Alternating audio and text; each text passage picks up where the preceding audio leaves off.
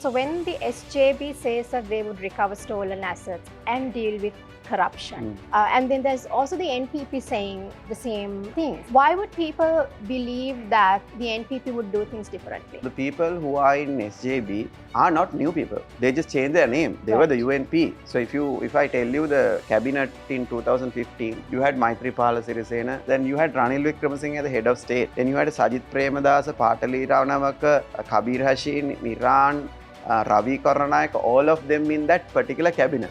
But they couldn't do anything. They are also part of this system. And Sajith Premadas also have allegation of misappropriating 3 billion rupees in the cultural fund, which is evident here. On the bond scam, the famous bond scam, there's a report which is not released, presidential report. It says 3,250 million was distributed among 75 politicians. There's people from, including Dayasri Jayasekara, who's now SJB, 25 SLPP members, 55 UNP SJB members, including Maitri Stanley. This is true. What I'm saying is, even SJB comes to power, I mean, they will not, but the reality is they are also now accumulating political power through the people who are at SLP. Now, Nalaka Godeheva is there. Then GLP is there. Whoever that comes his way to ensure he becomes president, they are taking him. But so what I was saying, Alanki, is that they are accepting anyone who's helping him to get into power. Is this the political culture that we have? So there is no point for us to believe this corruption problem can be resolved through SJB. So therefore, I think the highest probability is that we bring in a new set of people to this parliament to govern. And NPP has very credible people from JVP who has been in politics for 20-30 years, has nothing against them of misappropriation of public funds. Right.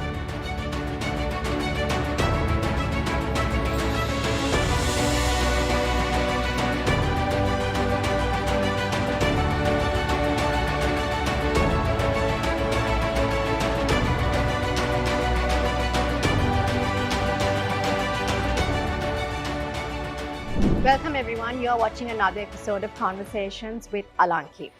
Now joining me today in this conversation is Chathuranga Abeysinghe, the Executive Committee member of the NPP, and he's also the member of the NPP Finance Council. Welcome.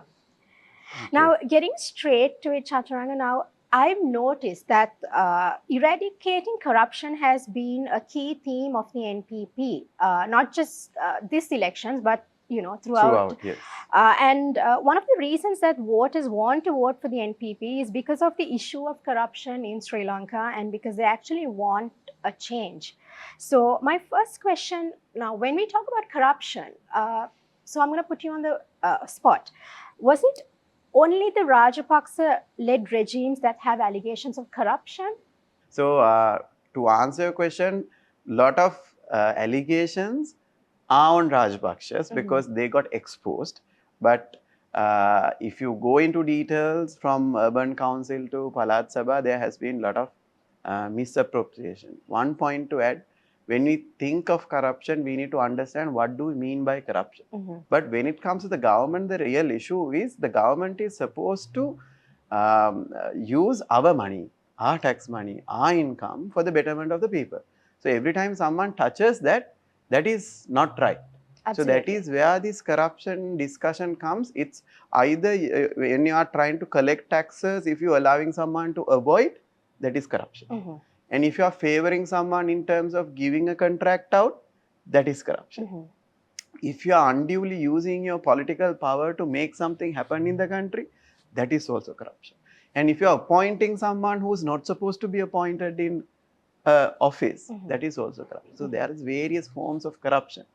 That is what I want to first establish, because we need to understand it's all over. So there are many allegations of corruption. What exactly will the NPP do to tackle corruption, and how exactly will they take action? Yeah, so to tackle corruption, every country has a legal system. And Sri Lanka also have a very strong legal system, which was probably enhanced last year with the IMF recommendation. Right. But there's enough rules and regulations for us to eradicate corruption, that is by actioning the law.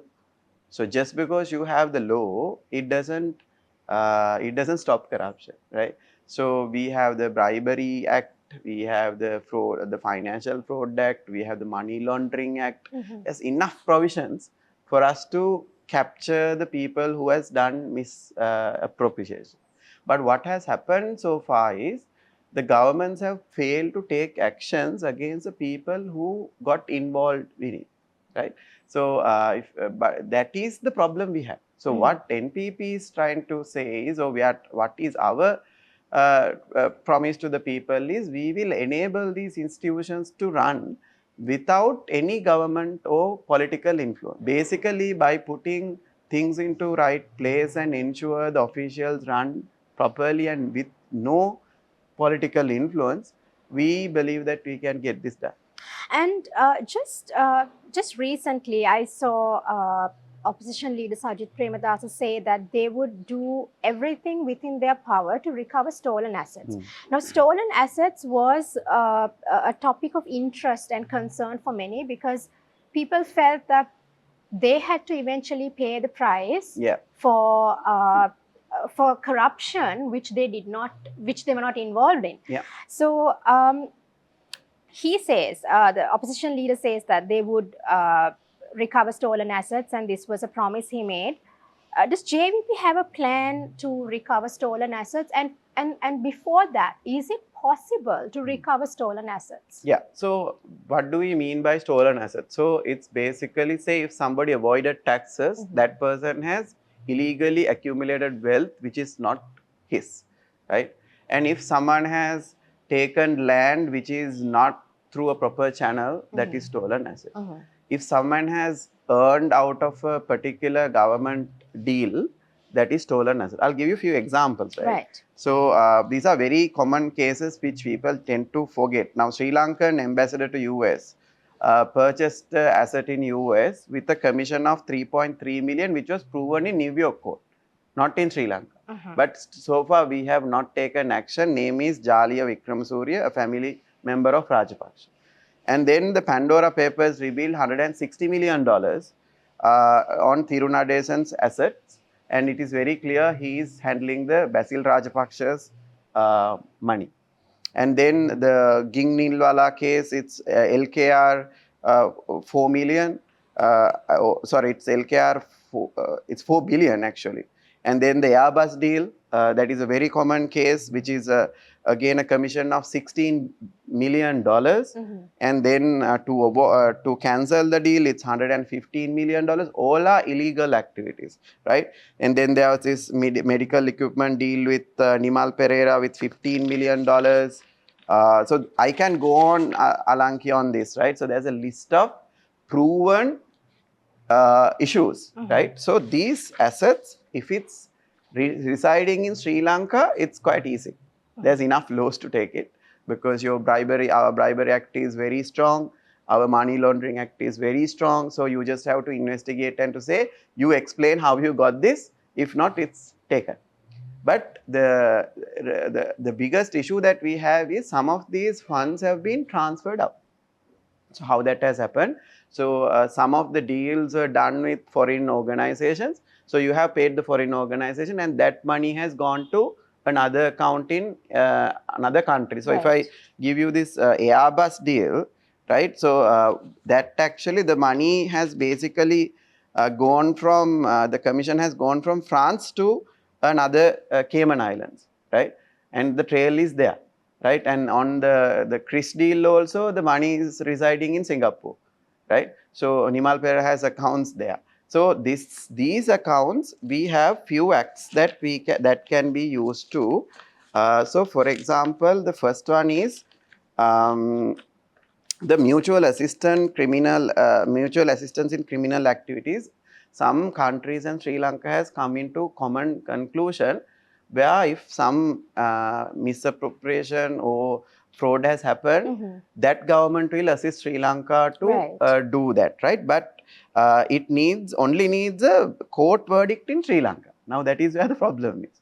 If you are to do that, our court has to first prove this is fraudulent and we need to investigate into this person, particular person. And then even we don't have that mutual agreement, there's a program called STAR, which is called Stolen Asset Recovery Initiative by UN. Okay. So that even you don't have a mutual agreement with other nations, in any nation, you can still go for that and they will give you assistance and also support you on that. And then we have 2019 draft agreement legislature which is not tabled yet, which is called Proceeds of Criminal Act. Right. Right, this 2019, which is not enabled because that was to strengthen this process. And there's another act called Extradition Act, which is called Uddarpana Panata. So if somebody is, if the government wants someone who's outside the country, you can use that to bring him down. Right. So you're saying there are measures. There are measures, and it's only the political will that we don't have. Right. So everybody is connected, their families are connected, they have married from same families. And when you, I mean, my simple example to general public when I say is, so you can go down a file, you can investigate. And what if you find it's your niece or your aunt or your uncle's son, right? Then you should go give a call to president and say, look, my so-and-so is got caught. Will you ensure that this doesn't proceed anymore? This is exactly what happens now, right? Because the reality is the power that we vested on people like this, we have the power, and we transfer it to these goons, right, in our parliamentary election. So these people are the ones who are bargaining with the president, whoever we select, to say, you know, I have 150,000 votes, you have to do what I say. So this is how the power is gathered today. You would see today Ranil Wickremesinghe coming as a new era for Sri Lanka, and he's going to put this in right track. And he now has got support of 92 SLPP people, whose I have many in this list, supporting him. So, and he made a blunt statement last week, I will ensure your political career. Now that is a very strong statement. So that means he's going to protect each and every them, like, you know, Johnston Pranandu to, you know, I mean, he's on the other side. Johnson is he's not yes. there, but then when it comes to Nimal Siripala to the people who are there, is in this list. And there's more, and we have 545 files, Alanki, with us, right? So this is the reality. If there is no political change, nothing's going to happen. So, so getting back to my question, so when the SJB says that they would recover stolen assets and deal with corruption, and then there's also the NPP saying the same things, why would people believe that the NPP would do things differently? Yeah, so one thing is the probability, right? In general decisions, we take probability, right? So the people who are in SJB are not new people. They just changed their name. They were the UNP. So if I tell you the cabinet in 2015, you had Maithripala Sirisena. People don't consider him valuable as much now, but we voted for him, right? For good governance. And you had Ranil Wickremesinghe as the head of state. Then you had Sajith Premadasa, Patali Ravnawaka, Kabir Hashim, Miran, Ravi Karunanak, all of them in that particular cabinet. But they couldn't do anything. They couldn't action all these things, right? So it is very doubtful that one would say that they could take action, because I ask citizens to look at their political career. They are also part of this system. And Sajith Premadas also have allegation of misappropriating 3 billion rupees in the cultural fund, which is evident here, right? So we don't think, and okay, on the bond scam, the famous bond scam, there's a report which is not released, presidential report. It says 3,250 million was distributed among 75 politicians. And in that politicians, there's people from, including Dayasri Jayasekara, who's now SJB, 25 SLPP members, 55 UNP SJB members, including Maitri's family. This is true. So these are just, I mean, do you So think... what I'm saying is, even SJB comes to power, I mean, they will not, but the reality is they are also now accumulating political power through the people who are at SLPP. Now Nalaka Godeheva is there. then GLP is there. Whoever that comes his way to ensure he becomes president, they are taking him. But so what I was saying, Alanki, is that they are accepting anyone who's helping him to get into power. So then you create the same conflict of interest. We don't know why partly joined. There was no agreement. We don't know why the Sandhania that broke out of SLPP joined Sajid. We don't know why people are rejoining him. Who was there, like, the Muslim Congress and all that? We don't know. There's no public agreement between them. What portfolio would they give? What is the principle they are joining? What is the principle? What is the economic view? Harsh is saying he's going to follow the neoliberal policies. And then Nalaka Godeheva is saying Sajid has something in his head. Is this the political culture that we have? So there is no point for us to believe this corruption problem can be resolved through SJB. So therefore, I think the highest probability is that we bring in a new set of people to this parliament to govern. And NPP has very credible people from JVP who has been in politics for 20, 30 years, has nothing against them of misappropriation of public funds. Right? 4 ministries were run by a few 8 JVP members. What would have happened if they have even took a single half sheet or a pack of A4s or even a pencil? They would have made it a big noise. But there's nothing. And not even during their period, not even the public servants have done that. So that is the difference that we would bring. And also people like us, Harsh and Harini, we didn't have anything to do other than our careers and, have our own lives. But we wanted to join this team because they are clean.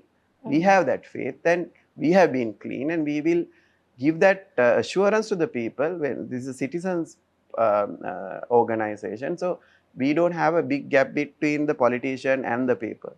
SJB still represent the same political culture as SLPP and all that, because if you see the last rallies that Sajid had, when people come, they come with a banner of the local politician. Why? If you are supporting a policy, if you are supporting a change, why would you hold your local politician's face? Because that is a person who takes care of you. They know if you make him to power, that you will be taken care. This is the culture we need to end, because people suffered so much. People are suffering so much. Aragale said so. The middle class and the upper middle class also said we can't do this anymore. So I don't think SJB has a political culture that could do this. All right. Something that you mentioned was about MPs switching sides, and something commendable about the NPP is the fact that they haven't really accepted politicians or MPs who represent other political parties. And that is something fundamental problem here, because people are getting sold for. Recently, I heard about a 500 million, right? So that is the level of money that's getting transferred. Even in the 52-day chaos that we had in 18, the people were sold. So why would someone vote Chathuranga? Why would someone vote Harini? Why would vote Anura? Is based on the policies and the principles we present at the time of the election, right? And if you are going to a party who has nothing to do with the policies that you represented, that seat or that, seat in the parliament should get negated. So that's what we said. So how soon can we expect this legislation to be introduced? So as soon as we get into power, that will come to parliament and people can see who will go against it. And it does not need 2/3. Right. So that legislation, if introduced, would prevent people from crossing over from side to side. Yeah, but it won't apply this parliament, but it will apply for the next parliament.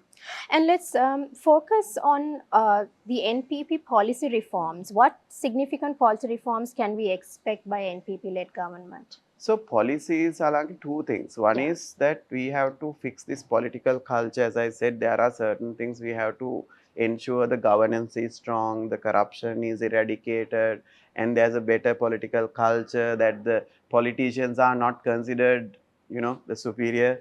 So there should be some changes in the political sphere, and there needs to be some changes in the legislature as well, Those are we are presenting on 26, which will need a constitution change. Right. We are proposing a constitutional change for the issues in the country that is related to governance and ethnic issues and all those things, which is a collective effort. Within 3 to 4 years, it will happen. But in terms of real reforms, we are in need of economic reforms because we have another big problem to solve, right? One is getting the political structure right and avoiding corruption. But apart from that, there's a huge need of reforms in the economic side. So we are more keen or very much clearly bringing those reforms in terms of tax, in terms of industries, in terms of education, in terms of foreign direct investments, in terms of external trade, in terms of energy. These are the reforms that we would bring drastically to shift this country from a, always being a developing nation to a developing path. So that is what we have been publishing for the last few weeks. Yesterday we published the energy sector. The previous week previous day we published the IT industry, the tourism, and then entire policies or these changes will be presented on 26th. All right. So when it comes to reforms, one side is to improve governance and the country legislature. Other side is for a better economic transformation. Right. And when we talk about economics, one of the main concerns that people have about the NPP or JVP is that they do not have experience as they have never led the country. Yeah. And therefore, they're worried about how they will handle the economy. And how do you respond to this? Does the NPP have a clear policy framework on how to take things forward, or will it be available to the public soon? Yes. So number one is this conception of whether we have experience. We don't have experience in robbing banks. We don't have experience in not collecting taxes. We don't have experience in misappropriating funds. But we do have enough intellectual capacity to run a country because we don't believe in politicians running the country. Right. That is the biggest problem Sri Lanka has. You want the politician to know everything. No, we are doing politics. It's a management process. Right. It's to set the right direction, give the vision. And if you take every strong country, the political sphere and the state sphere is two different things, right? So you're saying there's a system in place. There's a system and a barrier in place. You should not be appointing people to Sri Lankan Airlines. You should not do that. You should not be changing or taking decisions on behalf of Ceylon Petroleum Corporation. You should not be deciding the size of the road. And it also leads to another corruption matter, I would tell. Now, into Sri Lanka, we have a national plan, which is not strong, I would say, but there is a way that we do projects. Right. So every country, when we decide what is to prioritize Alanki, we don't have ample cash and all that. So we need to prioritize what projects to be done. But in Sri Lanka, the ministers can bring in proposals on their own without any approval of the planning division or from that particular sector. So we have files of programs of about 51 such projects, which is not appropriate or not timely for the country, but that has been approved and implemented. Right. That is the biggest problem in Sri Lanka because we don't have a national plan. So what we are saying is, in order to run the government, we have the will and the integrity. And for each of the ministries to run, we will have expert council that's advising the minister, which is not appointed by NPP, but appointed by the public and also the industry. That is number one. Second, in terms of driving the economy, people don't have to fear. You just have to study how other countries grew. Now the world has changed, right? So world has changed to say that government has a specific role to play. One is governance and also to facilitate the industry. That is the role of the government. That is absolutely clear, whether it's a communist country or whether it's a capitalist country, whether it's South Korea or Vietnam or China. What government is doing for the last 20 years is supporting strongly to the industry by having a very strong policy, which is clear to everyone so the investors can decide what to do. Ensuring a very robust tax policy which is transparent and equitable for everyone, and ensuring the government provides the necessary supports in terms of technology, approval, R&D, that kind of stuff. And also government ensuring that they give a low cost base for these industries. Right. That is why, Alanki, we are very strongly saying government should be part of energy. Government should be part of transportation. Government should be part of telecommunication. And government should be part of banking. These four we consider as industrial support inputs. Right? These are not businesses. Right? Now, when you say business, NPP government is not going to get into tea trade. We are not going to go and create garment factories. We are not going to import or export things which are happening. There's enough people. Today I went to the Trades Association in PETA. We clearly said, this is you guys do it. We are not going to, but we will ensure the taxes are done. You don't have any issue with the customs. Your business will be facilitated with that. Right. So that is the economic model that we want to establish and grow. We have learned from India, we've learned from South Korea, we've learned from the Vietnam. So strong government service, transparent government service, strong supports to industries, and a national plan for the industry, and also strong education system that provides the right skill for the industry to run. So these are the few things that I can, in short, explain. So what you're saying is there's a system in place and you would facilitate it and you would actually give the independence for this system to function on its own. Yeah, and this policy will be out on 3rd of September. All right. And what is the NPP's policy on state-owned enterprises, especially the loss-making ones? Yeah. I think this is of concern to many. Yeah, so I think this loss-making narrative was falsely created by few so-called independent organizations in this country. I won't name them. When it comes to SOE, not all the SOEs are supposed to make profits.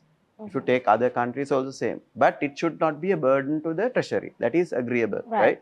But we had burdens to the treasury on some of the SOEs like the Ceylon Transport Board, Sri Lankan Airlines, CPC, CEB. They have a huge burden to the treasury. Right. But anybody who knows economics, who knows if someone can't run a monopoly profitably, that is a dumb person, right? So if we couldn't run CB with the efficient government structure, that is the inefficiency of the people who ruled, right? So our policy on these SOEs is, there is unwanted SOEs which government should not run because those are not strategic. But the strategic ones, if they are making profits, if they are making losses, which they are not now, because after the price revisions, they are making profits now. Right. If somebody had a problem with profits, right? And you have to make it independent and run. So we are very open to change the management structure. We are not open to give out the ownership of the government. Right. Right. So if you take Litro, why should you give out now? We don't know why. SLT, it's running profitably and has a good stake in the industry. 3 players are playing. We don't know why someone has to give up. But yes, the hotels that we own, we don't want. But it has to come through a bidding process, right? And then when it comes to Sri Lankan Airlines, you talk to anybody in the tourism sector, they say Sri Lankan Airline is a key for them to run this tourism sector. Why? Because you need to have end-to-end connectivity for certain locations to bring down tourists. Right. But if we sell it without any agreement of operating those Frankfurt, the Londons and the Melbournes, the tourism industry is going to fall. So these are interconnected, Alanki. So therefore, we would see how do we make, if there are any more inefficient ones, we will make it efficient through a management structure. And if there are ones which we need to divest, which does not have any strategic importance, we can divest. But those 4 things I said, we don't want to give away the government ownership. Right. So that is our stance on the SOEs. And my final question with regards to the economy is, obviously everyone is talking about the IMF. So currently, the IMF and other international bodies say we are on the right track in terms of economic reforms. And then there is the SJB, which says that they will revise the conditions. And then, however, the president says that deviating from the plan will only make sure that Sri Lanka falls back to another crisis. There are obviously different views Yeah. held by different Now, I parties. think, What is the NPP view on so this? let's look at this, right? What did IMF say? IMF said things that we have been saying for many years. Make your government less fat, like, make it efficient and reduce your cost. Improve your tax collection efficiency. I'll give you a very simple stat. Developing nations, in the IMF report itself, I'm referring IMF report, it says developing nations average tax collection is 26% of the GDP. And we were at 8.5%, Alanki. And our maximum we would go on to about 13% in our history. But we were collecting about 20% in 1990. Right. So we lost our tax base. That was the biggest problem we had. So IMF has thought, make it better. Right. So NPP is also saying, let's make it better. But what did Ranil do? He did not go behind the people who don't pay taxes, that he didn't widen the tax net. He just went after the people who are paying taxes. The professionals who were paying pay, they were taxed double. The SMEs who were paying taxes now paid double. The people who had no money in their hand to eat are being taxed with essential goods with VAT. This is not the way to go. So we've told IMF, we met them 3 times. We said, we will give you a better proposal to achieve the same target of revenue, but changing how you do it. How it's done. So that I think SJB probably may be saying the same thing, that we don't have to necessarily negotiate a lot on the, everybody like to bring their debt down to a particular percentage. Nobody would say no to that. Right. But how you do it is where we are. So we are not so happy with the current reforms in terms of not reducing government expenditure. We can. And we are not happy with the indirect taxes on essential goods. Right. We are not happy with the higher taxes on professionals, right? So we have to renegotiate with the IMF to give a better debt sustainability analysis, which we have done, which we will present to the IMF, and say that we can negotiate few things, like, they want us to keep a positive balance of 2.3% on the fiscal deficit, right? So this is something we might have to negotiate when we can achieve it. Whilst we need to ensure, because people are lacking food, people are lacking health, people are lacking education. So that's a negotiation we have to make. Whilst we make this better, now IMF gave first time a diagnostic report. I think you should do another program on that, because Transparency International, also Sri Lanka, did a similar report. But none of those reforms are made. They are not done. But everything is done on the people who have been paying taxes and the poor of the country. EPF has been... So the taxpayer who has been paying taxes... Yeah, they have been burdened again. Right. EPF has been burdened and taken off, the restructuring. So what we are saying is, we will renegotiate on the IMF. We won't push to get out of the IMF agreement. But how to make it better through the program that we would give. How do we increase the production and increase our tax revenue? How do you support the exporters and bring more foreign revenue to Sri Lanka? How do you push the IT sector and the tourism sector faster and bring that revenue that we down? So these are the things. And also, Alanki, we are not so happy with the bond deal as well, I have to mention. The bond deal is bad on Sri Lanka. People globally, the financial analysts, economists say, do not refer Sri Lanka as an example for bond restructuring. Why? We have now trying to agree for a macro-linked bonds. So what does macro-linked bond means? If we do better, we have to pay more. Right? So the IMF is recommending or forecasted for us to have a 3.1% real GDP. But NPP is coming up with a 6%, 5 to 6% GDP growth. And then if we do that, we have to pay more. Right? So this deal is not so good. So we want to negotiate better terms. We will try. We wouldn't say it's the end of the game, because anyway we have a window of 4 years to repay. But on the total amount that we would repay will increase if we go with this deal. Right. Because when the country grows, we have to pay more.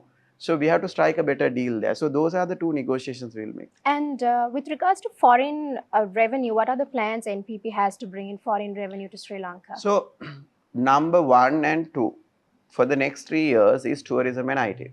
Right, so we have very clearly said IT industry. We just presented the policy. How do you boost it within next 3 years? So because the ROI in IT is very high, because you produce a person, you get $15,000 annum, and that person can work outside of Sri Lanka. So you need a bridging program for the children who has gone out of university to get into technology fast, right? At the same time, the tourism industry has a huge potential. Now we are not doing much that we are supposed to do. Our branding is so weak. I got some information yesterday that the new branding. Do you know our new tagline, Alanki? Sri Lanka. Now we are a tourism country. No? You tell me. No, you tell me. I don't know. You don't know. That's the problem, right? So we had So Sri Lanka. We had Small Miracle. We had Wonder of Asia. So many brands within last 10 years. Right. Now the minister who just left has gone and signed off on a deal to rebrand that as You Will Come Back for More. I don't know the meaning of this, okay? The brand is called You Will Come Back for More, and it's costing us more than 1 billion rupees.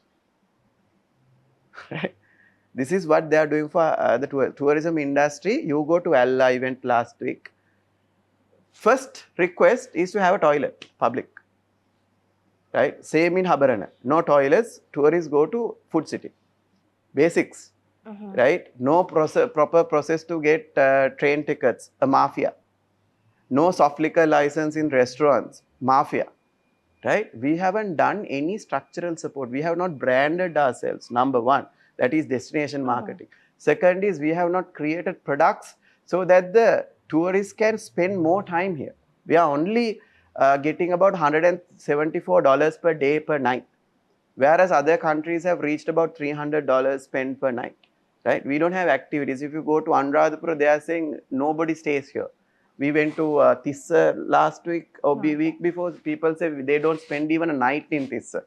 Right? They just go to Yala and they just go. There's nothing to do. There's no night activities. There's no activities as recreations. So nothing has done in the tourism sector. We have to do a lot of things fast, and the industry knows how to do it with the government. So those two things will give us boost.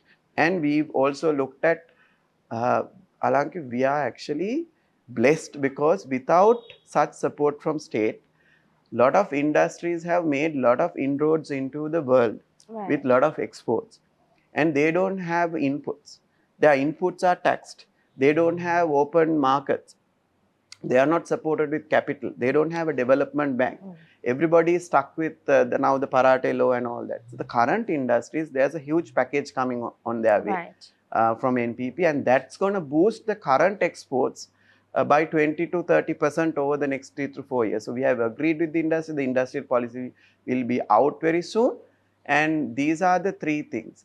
And one more, we've worked with our expats, Sri Lankans who are living abroad. We are happy to say we are opening 2 funds to invest. One is for SME sector, another one is a development fund.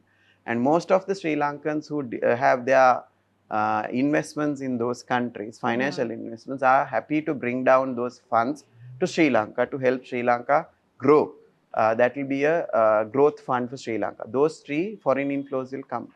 All right, before we move on to the final question, I want to talk about these surveys which are going around now. Yes. So most surveys indicate that SJP is leading, then some indicate that the current president is leading, and what is the reality like? So let's look at the basis of this election. This election is the election after Aragale. More than 3 million people came onto street. Not only 3 million people who at home, who was abroad, was fighting for this, in this, right? And also the economic problem. So NPP has given that option to people. We have a better economic plan and we have a proper structure. And we have a new team. That is what we've got. And we've been able to organize the ground with 7,500 units in village level. We have organized the doctors, the lawyers, the engineers, the ex-military, the overseas crowd. So, and even the industry, the tourism industry, the IT industry, the SME sector, we have done a large organization. Now, anybody on the ground knows what has happened. But someone in media or some institution can put up some survey and say, look, there's a change in the mindset. Absolutely not, right? So I think it's no point me saying this survey is wrong or right, because we have the right survey on the 21st of September, right? So we are very confident we are going to get more than 50%. That is not a doubt for us. And also in terms of these 30 days, there will be a huge campaign against us. The amount of money that's been thrown against Malimawa, not to do this, to avoid us doing this, is huge, humongous. This money is going to come back in forms of campaigns. It's very sad to see, since they don't have anything against us. They have now taken a person who's similar to Anura and created 5 or 6 videos and circulate. This is the politics, are we trying? So I think the rational Sri Lankan, who is a Sri Lankan who wants a just society, a Sri Lankan who wants to come back to Sri Lanka, a Sri Lankan who wants their children to enjoy the nature and the the beauty of this country, will not support any party other than NPP. So we are not worried about the surveys, and it's just a hype that they create, because they think if we say that somebody is winning, the poorest of the poorest will vote for the winning party. That is a strategy, and that is not going to work this time.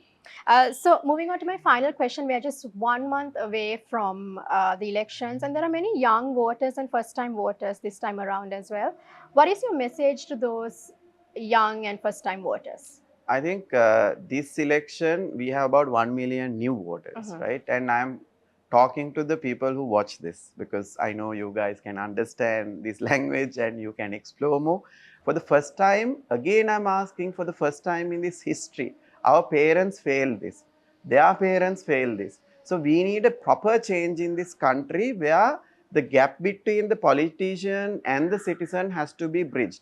So you should be able to be part of this political process. You should be able to come into politics. And now what has happened is, there's a huge gap and there's a barrier. Now the outcome of us not being part of politics as citizens is resulting this, and most of you might leave, but that doesn't serve the purpose, right? So this country needs youth to come and rebuild this. So I am inviting you. There's a new party, there's a new vision, and there is a big request to join hands. There's no gap between me and you. Most of us has come from the way that you have come in terms of education and doing our own professional services or businesses, and now we are trying to be part of a political party who is trying to fix this country for good, and this change has to be achieved within this election. If we leave it out, and if you think this is also not the time, and I will end this saying, doing the same thing over and over again and expecting a different result is called insanity. So the youth has to take the lead in this election and make this change for our children and also for our future. So that was Chathuranga Abeysinghe, Executive Committee member of the NPP. Thank you very much for this conversation. I did think he shed a lot of light on the plans that the NPP has if the NPP wins the next election. Like a personal message from me to young people is that there's a lot of misinformation out there, especially on social media. So it's time to think smart and vote wise. Thank you for watching, everyone. Stay safe, take care. And if you like this video, do like, comment, and subscribe. Your feedback is always valued.